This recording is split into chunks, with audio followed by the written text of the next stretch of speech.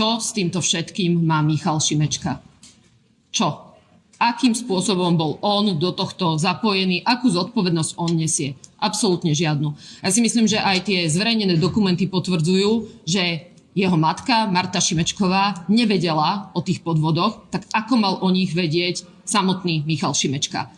Ona zverejnila všetko, ako náhle sa dostala k tým dokumentom, ktoré jej teda chýbali, ktoré nemala. Áno, zhodneme sa na tom, že ako štatutárka nesie zodpovednosť za to, aké účtovníctvo robí jej organizácia, ale zároveň jednoducho týmito informáciami nedisponovala. Ako ukazujú tie informácie, tie zverejnené dokumenty, tak pravdepodobne teda pani Puková robila nejaké falšovanie, alebo teda falšovala faktúry a vyplácala sumy, o ktorých Marta Šimečková nevedela.